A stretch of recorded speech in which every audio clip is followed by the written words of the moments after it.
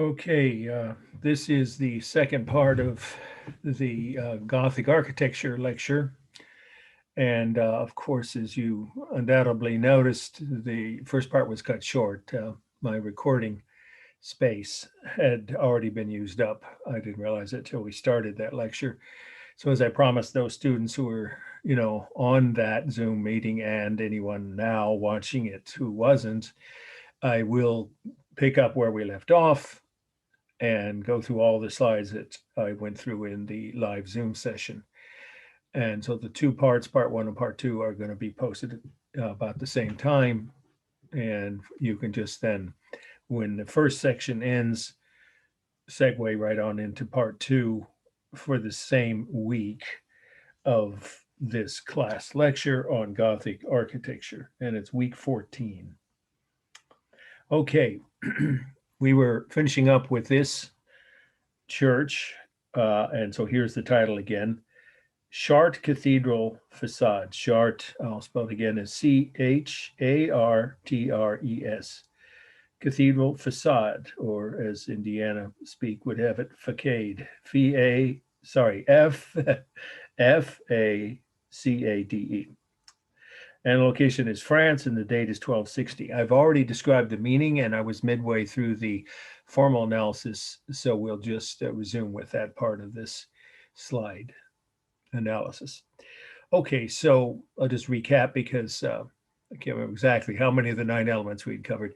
By the way, I think I was not quite finished with saying about why the two towers are different heights, and that's not certain because it could have been due to the bishop who presided over the church while the first tower was being built, and the oldest of the two is the wider, simpler one, and the more ornate, taller one is later.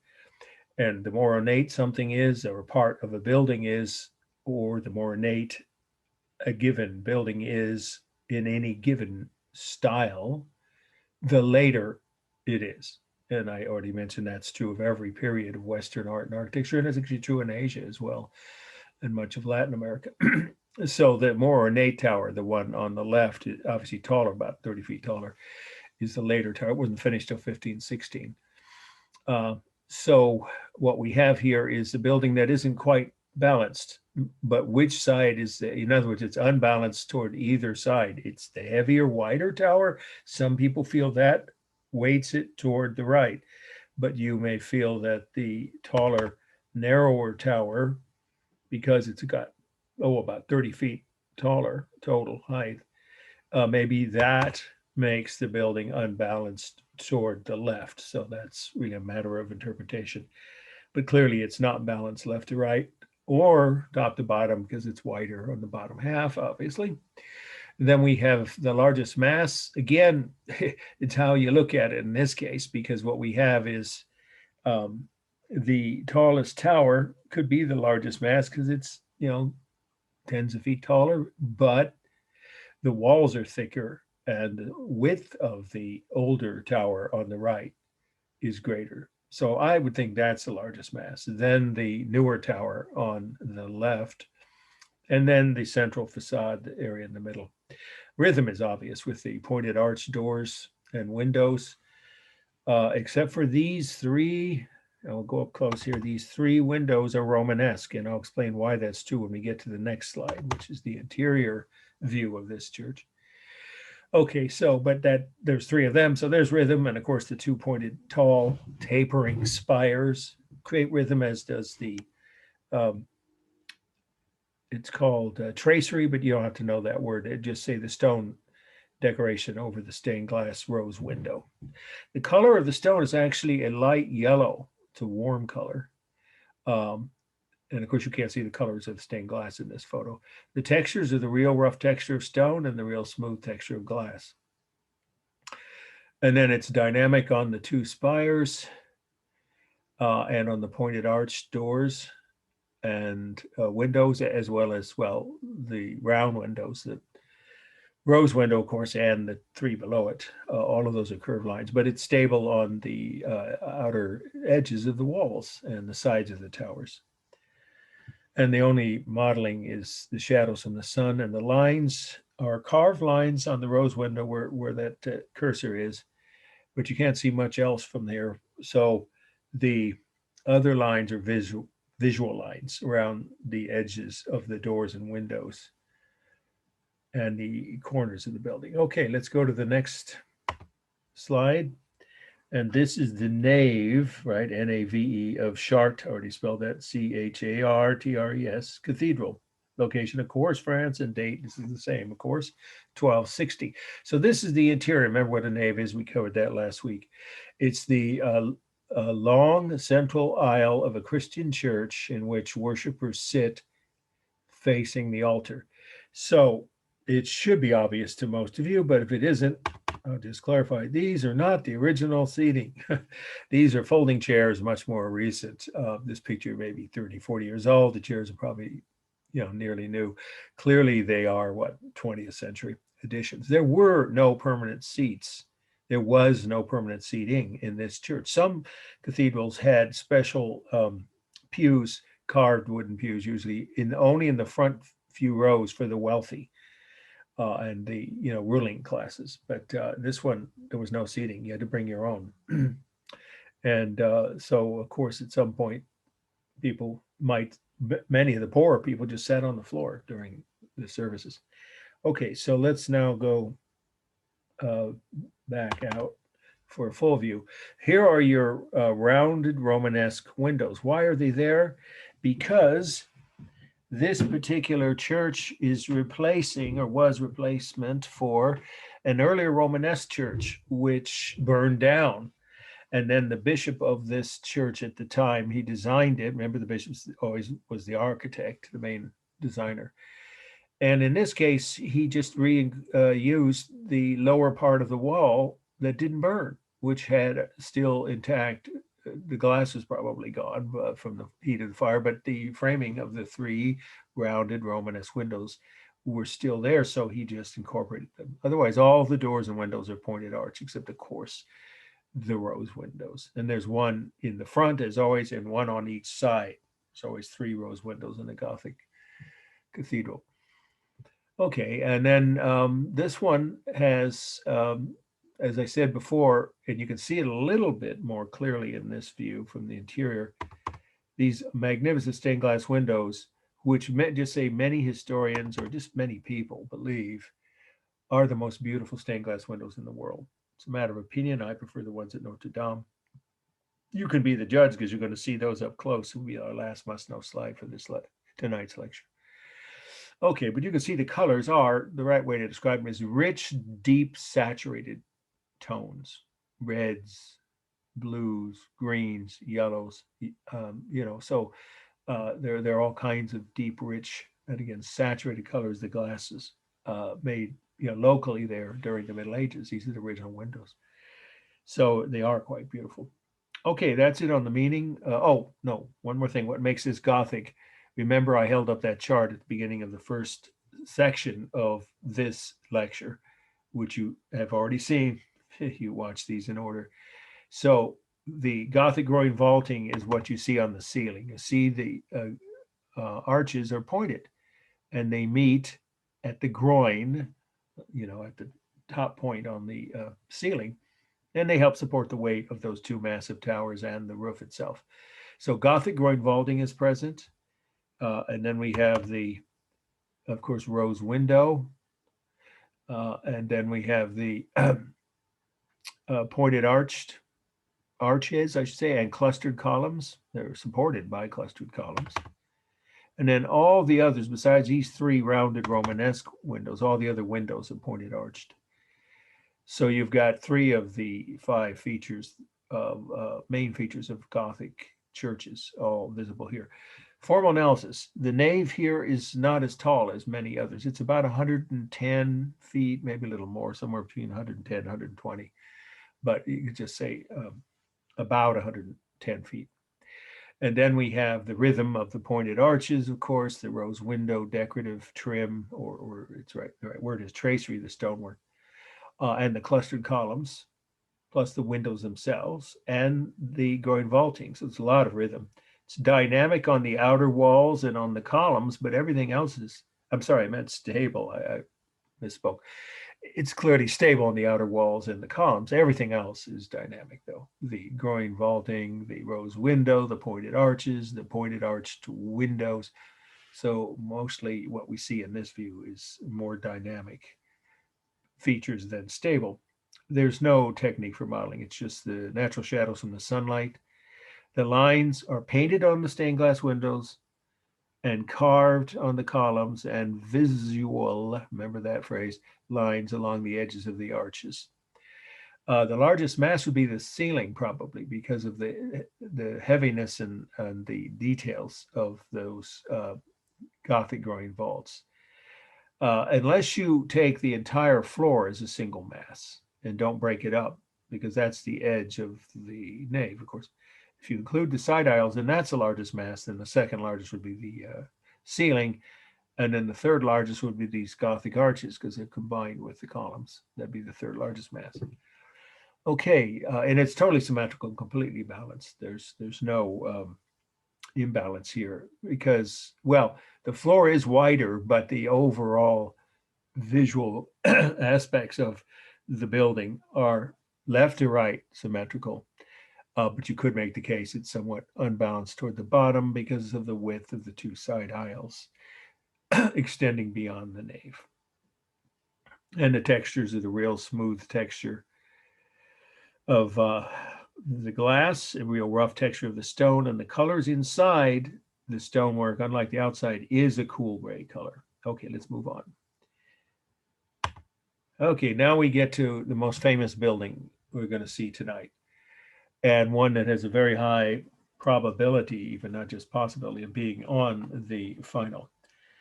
It is Notre Dame Cathedral. Again, that's the first two words, Notre, N-O-T-R-E, Dame, that's how the French say it, D-A-M-E, or Notre Dame, as they say in Indiana, the famous football college. It's named after the same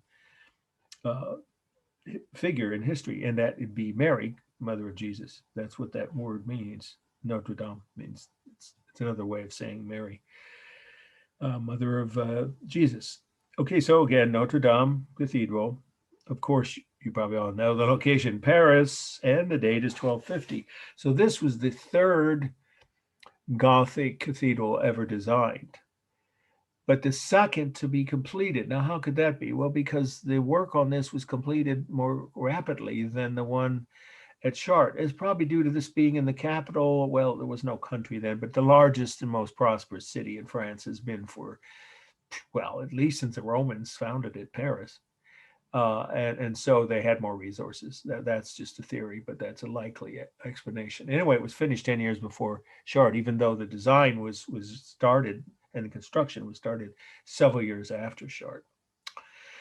Okay, this is classic French Gothic, which tends to have twin towers. And you might say, where's the tall tapering spires? You'll see that. I'm going to show you several views from different angles, different sides. And there is a spire above where there was. It burned in that fire that happened in 2019. And they're replacing it exactly as it was. We'll see that in a few more minutes. But from this view, it's what you would have to call the classic French Gothic look. I had one tour guide, I think it was, that described these kinds of Gothic churches as boxy Gothic, but I don't think of it that way because it's delicate, it's lacy, it's elegant. In fact, this is one of the most popular buildings and most well-known and certainly most beloved buildings on earth. It's voted that way by the surveys I mentioned to you about Taj Mahal being at or near the top of those lists. When they do them, I don't know how many, every so many years, the UN will, the UNESCO World Heritage. It is, of course, this church is a UNESCO World Heritage site for obvious reasons. It's iconic. It's considered the most perfect example of French Gothic with the two twin towers. Or are they? No, they're not. And yet they look like it.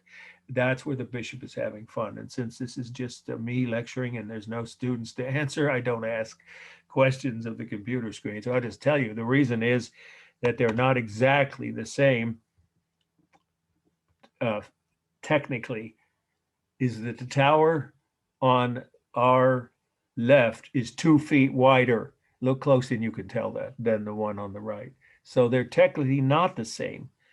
Well, they aren't the same width or the same shape, but they are in a general way. So the right phrase is silhouette or outline symmetry. It has that. We'll get to that with the formal analysis. But technically, it's slightly weighted toward because of the width of the tower on the left to the left. And then we have another feature that is also a trick, playing on our, perceptions, if you will. The bishop who designed this church must have been having fun with these little changes, the differences between this and any other Gothic style cathedral in France. You see the extra point here. So it's a Gothic arch with another pointed arch above it. It's the only one I know of. And well, certainly in this part of France, if not all of France, that does that. And it's just one of the doorways. Now, another important part of the meaning, very, very important, is the 3 doors. Why 3 doors? Every Catholic cathedral, at least up until the late 20th century, some of the most modern ones don't follow this rule, but up until recent years, you could say recently, all the Catholic cathedrals, whatever their style, had 3 doorways. Why? Because that is the triportal, it's called, which means that it's symbolic of the 3 holiest figures in the Catholic Church. And that is called the Holy Trinity. 2 words, just like it sounds, Holy Trinity. And those 3 holiest figures are God, Jesus, and the Holy Ghost that God can send down to earth to deliver messages to people on earth, as it says in the Bible. So that's the 3 parts that are symbolic of this triportal is symbolic of the Holy Trinity. And so that's an important detail. So are the sculptures here of past, it's a mixture of figures from the Bible and past kings and queens of France. By the time this church was built, there had been centuries of French kings and queens, but there was no country of France. It was a kingdom that would be, I don't know, roughly half the size of modern France, maybe less, that eventually expanded outward to include all of what's now modern France. So these would have been ancestors, a mixture of holy figures from the Bible and ancestors of earlier kings and queens of France. And then we have one more fact about the meaning here, which is the rose windows are the largest in the world. That one is 35 feet, but wait till you see the detail. It's actually the last must-know slide again of the 2 largest rose windows, which are on the side of the church. They are 40 feet each. Okay, that's pretty much all meaning, except that I think some of you might wonder if you weren't watching this live when I explained the bottom part is darker. Why? It's not the stone. It's just pollution. It's air pollution. They're cleaning it. I think you can see with the scaffolding. That's why it is my own slide. And of course, they start at the top and work down. You might think it would be the other way around. And they have to start over again once every 10 years or so. There's 10 million people in Greater Paris and quite a few cars and buses. So of course, even though they're trying to get rid of the pollution, they've cut it way back. It still is air pollution. So that's the explanation. It's not about the stone itself. All right. And let's see, are we missing it? Oh yeah, what makes it Gothic? Remember, that's a basic element of every work of art is what style is it. That's an element of the meaning. Of course, the pointed arch doors and windows, all of these are Gothic. The rose window and the tall tapering spire is in the back. You'll see it on the back of the roof. You can't see the flying buttresses from here, but they're there, and you're going to see the interior where there would be, of course, the Gothic groin vaulting. But if this slide is on the exam, you don't have to describe the features you can't see. Okay, formal analysis, it roughly balanced left to right, unbalanced toward the bottom. Okay, and then the largest mass would be the tower that's slightly wider, because remember, towers aren't just this, that's just the top of it. The tower goes from the ground up. So that is the largest mass, the tower on the left, and then the tower on the right, and then the central facade. The rhythm is obvious with the pointed arches and doors, as we were just saying, and the decorative stonework over the rose window. For space, the 2 towers are about 240 feet tall. They're the same height. And the nave is about 140 feet. It's a good size nave, good height of the nave. And then we have the stable edges of the walls, right? The corners of the buildings and the tower edges of the towers, but all the detail is dynamic with the round rose window and the pointed arch doors and windows everywhere. The material is rough, real textures of stone. And the other texture, again, it's real, is the real smooth texture of glass. You could say there's similar texture on these carved statues, but you can't see them in this slide. Okay, and then we have modeling is just the shadows from the sun. And there is carved line here. So you can tell there's carved line, of course, around the doorways and on the statues. So that's carved line. The rest of the line is the visual lines. There's no painted lines visible here because you can't see the stained glass windows. Okay, and let's see. I think that's about it for space. Yeah, texture modeling. Oh, the color is a cool white, very off-white, kind of slightly grayish white stone.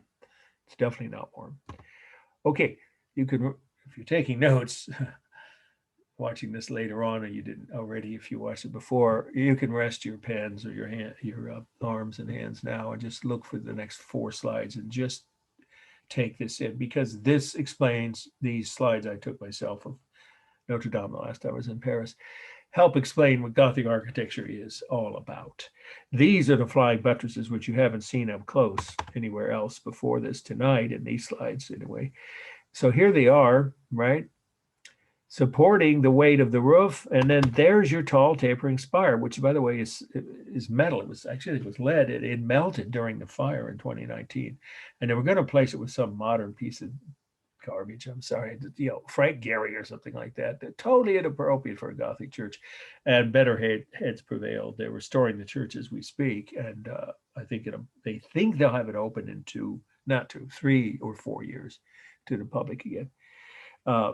Because the only part that was destroyed besides that spire was the metal cladding on the roof, and one of the Gothic groin vaults collapsed. One.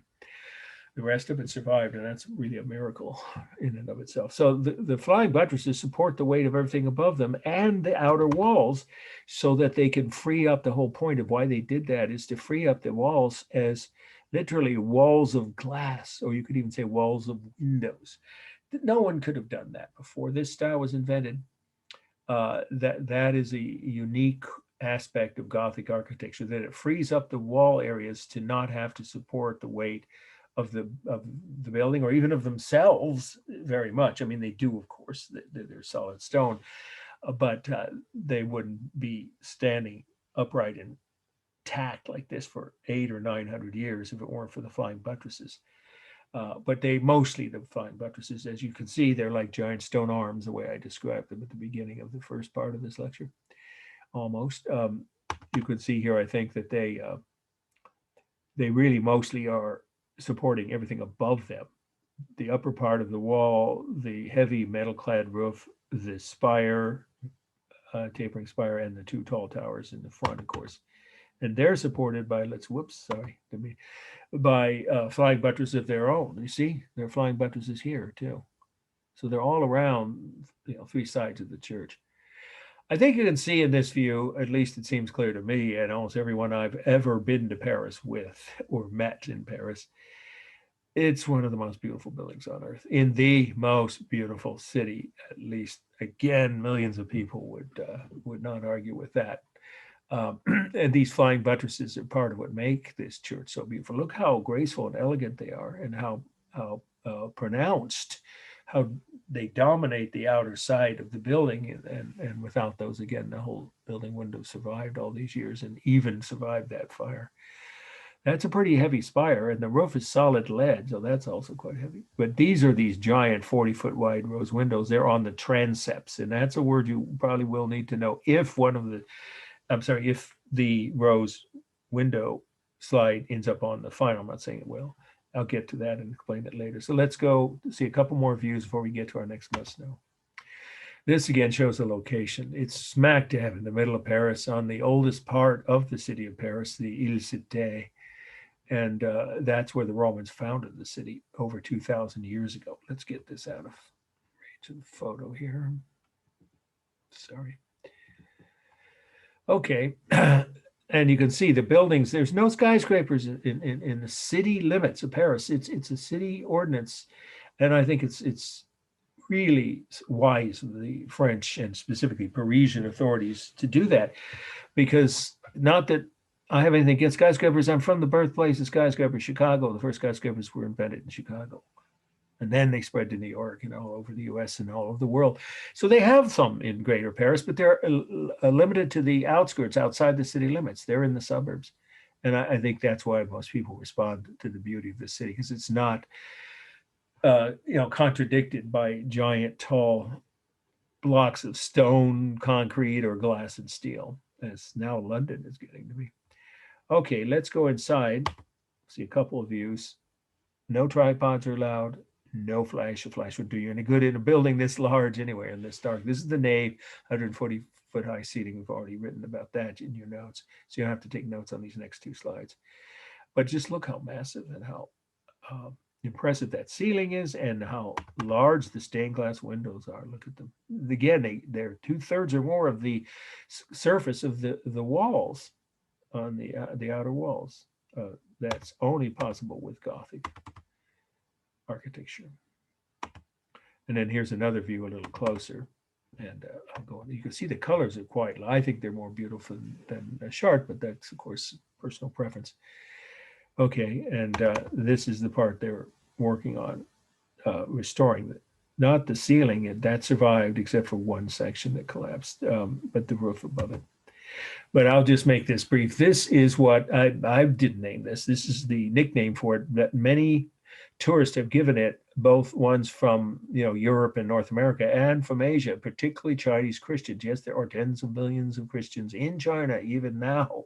And Taiwan, there's like 25 million people in there, mostly Christian. My next door neighbor is one, and he's been here. And it's been nicknamed by this many tourists over the years, the Chinese Madonna, because look at her features. When you look up close, she almost looks Asian. But more important to me than that is the beauty of this image of a real lifelike mother holding and cherishing, loving her baby, and the baby looks like a real, human baby, right? Not a miniature 30-year-old man. This sculpture was saved by quick thinking firemen at the last minute, right before the ceiling above it did collapse. That part of the ceiling is what did collapse. And it was stored and it's safe, and it'll be returned when the time comes. Nobody knows who did it. It was done not long after the church opened in the 13th century, actually it's kind of late medieval, but it's well before the Renaissance, and so lifelike and, emotionally moving when you see it up close. People were weeping when I was there, because there was a group from Taiwan, actually Chinese Christians, in a tour bus that were there, and they'd studied it or heard about it. And when they finally got to see it, they were, I guess they were Catholic. They were lighting candles for deceased relatives. That's what these are here. Anyway, it's an important part of the interior of the church. It will be again when they finish restoring it. Okay, the next must know is prophets and ancestors of Christ. I think everyone knows prophets. We're talking about the people, not the, financial gain, not that kind of prophet. Prophets. And ancestors, I think everyone knows how to spell that, of Christ. Chartres, again, I'll spell it one more time. This is on the outside of that same cathedral. We've now seen 3 different views of it. Chartres, 1155. Okay, so that would tell us that these were finished long before the rest of Chartres Cathedral. I think, now that I think about it, it's the first time I've ever said this in all the years I've shown this slide, Stockstad's pushing it a little bit with that date, because the design of the church was around that time. So they might have been designed as in drawn, some kind of drawing given to the sculptors, possibly, but they weren't finished, all of these. There are dozens of them all across the facade. They're called, not several dozen, but a few dozen.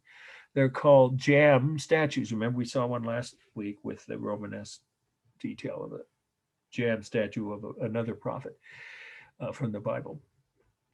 So these are life-size sculptures in the door jambs on either side of all 3 of the doors, and then there are more above them. So it would have taken more than a few years to complete, though. So I think her date is a little extra early, but we'll go with it because that's what's in the textbook and the syllabus.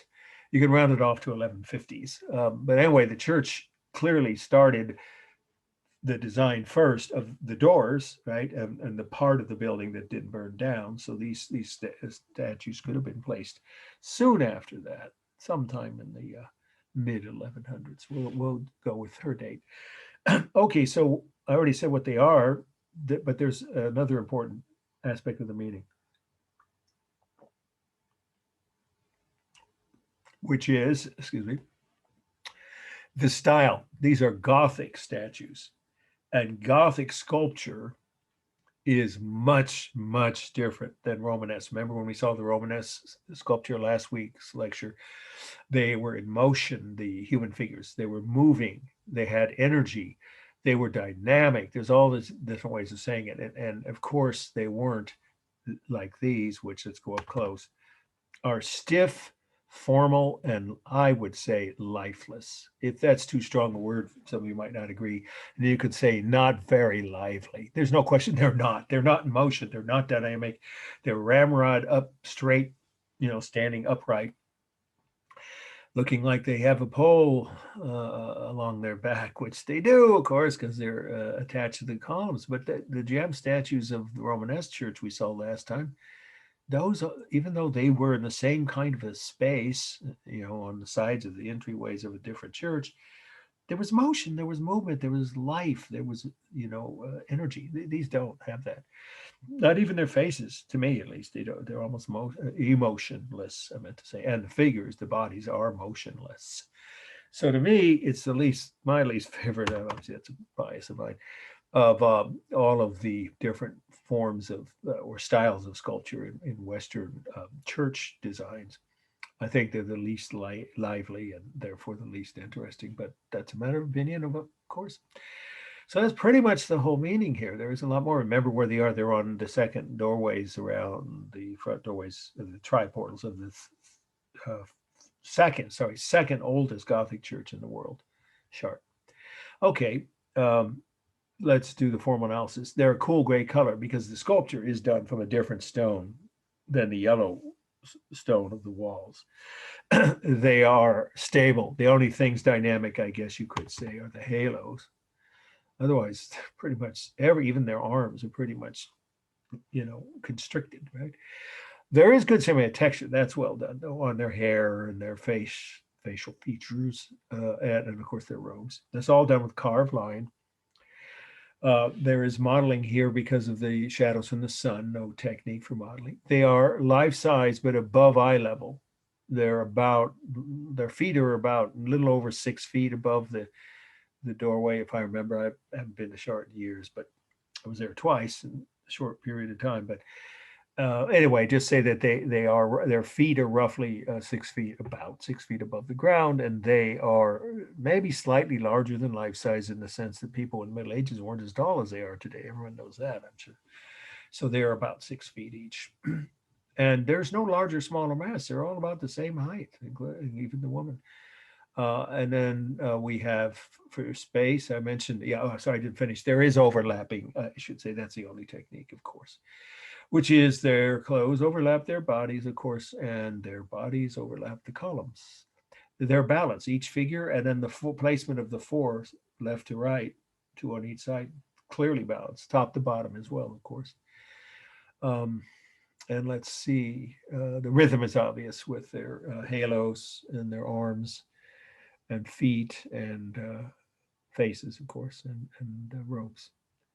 Okay, let's move on now. We're going to go ahead. We're going to skip ahead to, let's see. I want to make sure I do this in a reasonable order here.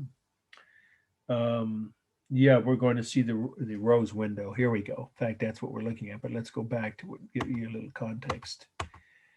Okay, not this. That's for next week. Okay. All right. If there is a slide of the rose window is the title, rose window, you could say at or in Notre Dame, N-O-T-R-E, second word, remember, D-A-M-E. Paris, of course, and the little C you can ignore. It was finished after the church was opened, but not long after, about 1250, circa 1250. Okay, so the view that would work best would be, because this one's cut off at the top. These are my own slides. When I was there, I was able to take these and then had them converted to digital images. It'd be this view. Okay, so this is the one we're going to focus on, but I'm going to show you the details with the other ones,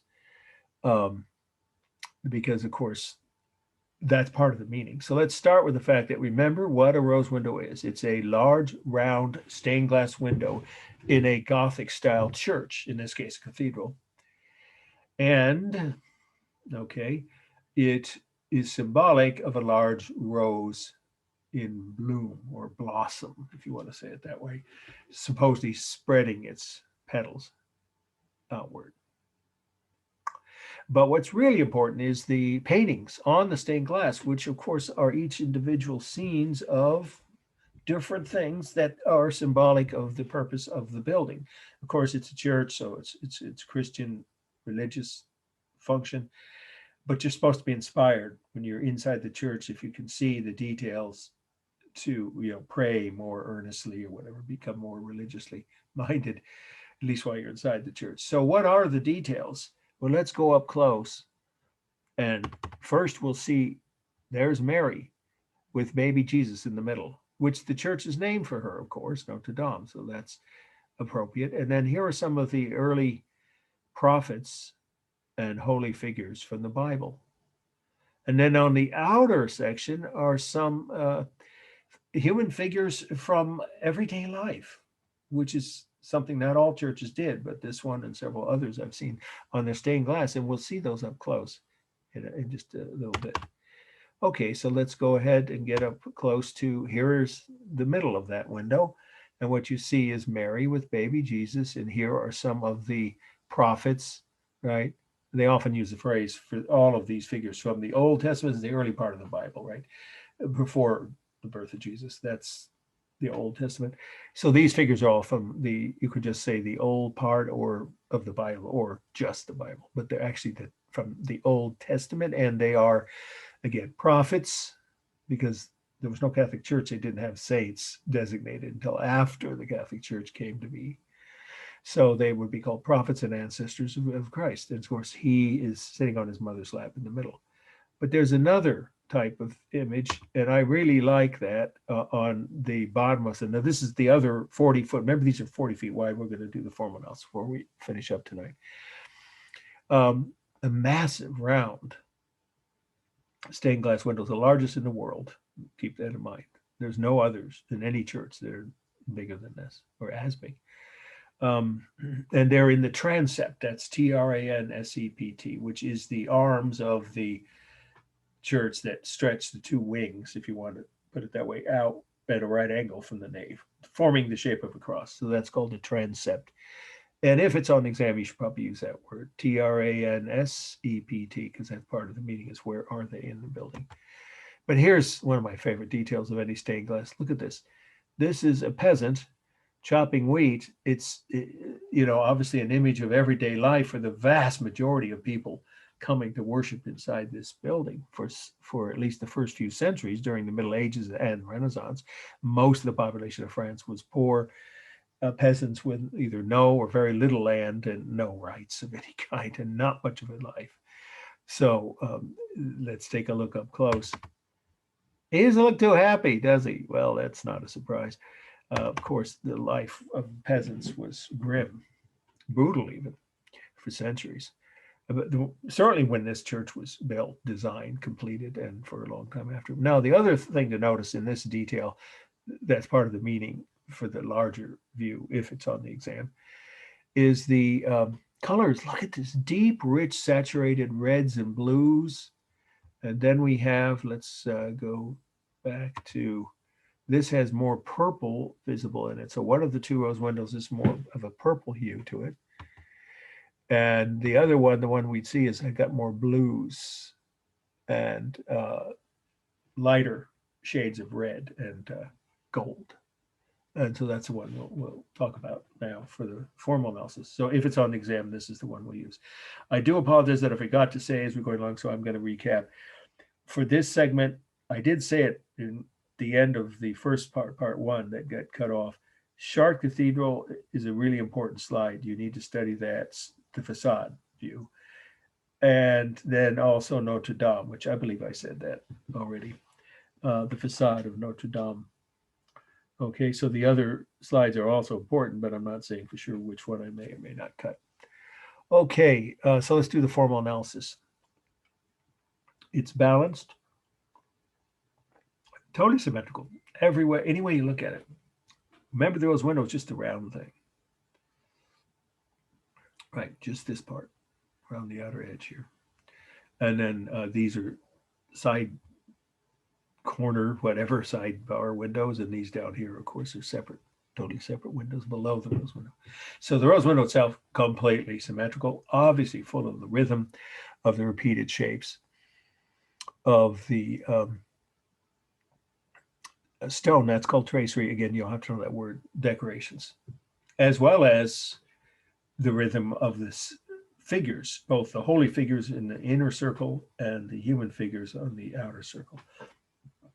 The colors, well, we already hinted at that, but just to be specific, it's a mixture of cool, warm colors, cool and warm, and the cool colors are mostly blues and purples, and the warm colors are reds, golds. Oh yeah, green, blue, I should say, and purple are the cool colors, and reds, yellows, and golds are most of the warm colors.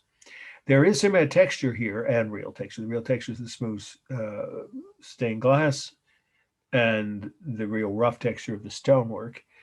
But there is some texture which is in the figures, painted figures. Of course, that's done with painted line. But then there's also the visual line of the stonework, of course. It's almost entirely dynamic, although some of the figures have a little bit more stability, but they really do. Let's just take one last close up look. They really do, almost all of the painted figures have some kind of sense of motion. Like here, look at this weird chicken-footed lion. I don't even know what that's, probably some myth or fable. but if you look at these windows, either one of these two rows windows, I think you can see that there is, well, there's that detail again. Of course, not much stable about it, really.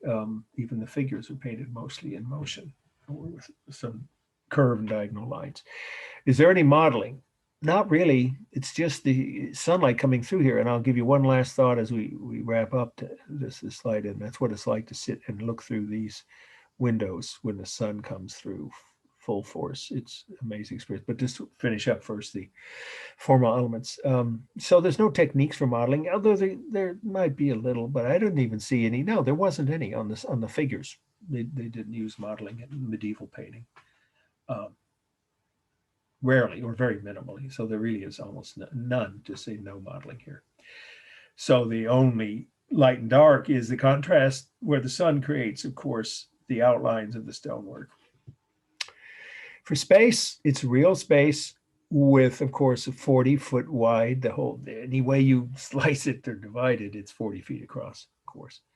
So that's all real space. There is some overlapping of some of the figures in the painted scenes.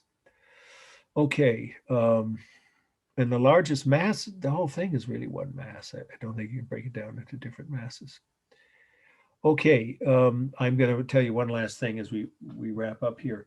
If you ever get to Paris and you're there after they reopen Notre Dame Cathedral, which would mean hopefully if you go sometime after that and you know it's open, besides just taking the tour, the guided tours are well worth it. And you get to go up in the tower. And if you happen to want to, you can hear the bells ring. I'll talk about that next week when I show you my slides of Paris from above, looking down from the towers through the view or from the perspective of the gargoyles, literally eyeball to eyeball, face to face with all those gargoyles. There are dozens of them. It's a fantastic experience. You can see the whole city from there.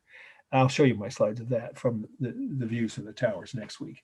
But anyway, the point is, besides doing that, you might want to come when there's a sun, full, sunlight, bright, sunny day, and stay a while because they do now have pews in the building. I don't know if they're going to replace them. I think they had to take them out to repair it. But I assume there'll be some kind of seating where you can sit and do what I really love doing.